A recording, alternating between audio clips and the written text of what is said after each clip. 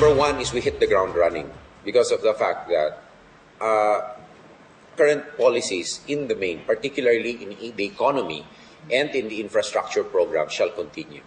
However, on the security side, there will be an uncompromising stand against terrorism in all forms. And personally, as a matter of experience, I believe in the process of dialogue, bishops, ulama, and the dialogue with all those who may have some grievances. But I will draw the line when they bear arms against it. I think that it is a matter for stronger central government presence and enforcement. Sapagkat kailangan dito action kaagad. Ang magiging Pangulo, kailangan unang araw pa lamang alam na niya ang gagawin niya. At kailangan dito sabay-sabay mo haharapin yung larangan ng agrikultura, ng kalusugan, ng edukasyon. At bibigyan mo ng focus. Kasi yung parati nasa mind ko na land of promise sa Mindanao.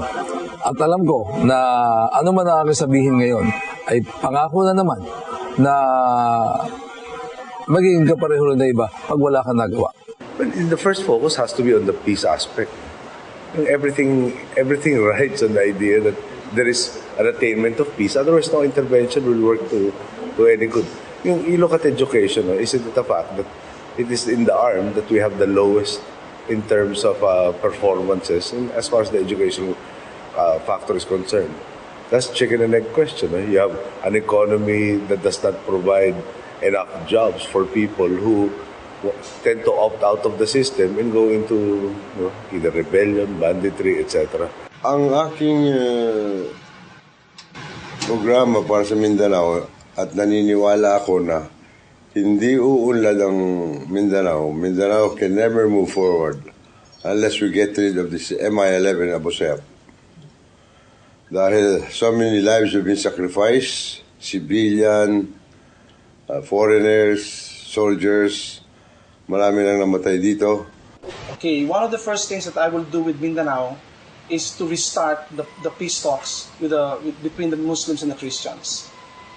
There was this memorandum of agreement on ancestral domain, which was, in a sense, attempted by the previous administration, or the Arroyo administration. And that seemed to have had a certain amount of promise, but there were some still unclarities in the specification, and the process was flawed in the sense that there was not a lot of consultations that were held on both sides.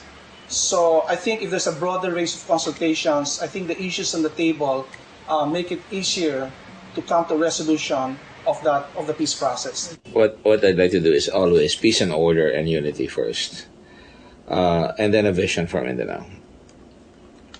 I believe that you can win the peace in Mindanao. Which brings us to the question also of autonomy. I'm in favor of autonomy for those regions in the Philippines that can very well afford to run their own affairs, but not for areas which need a lot of national government stewardship, financing, and capacity building, just because there are arms that are fighting for it. Yung infrastruktura halimbawa, kinakailangan maayos natin yung infrastruktura sa ating lugar na yan, sa edukasyon, sa agrikultura. Hindi naman nagkakaiba eh. Kasi ang aking sa programa ay yung programa ng yung entrepreneurial revolution o yung pag-i-encourage ng ating mga nagsasarili na lumaki, magkaroon ng tiwala sa kanila sarili, mapautang sila.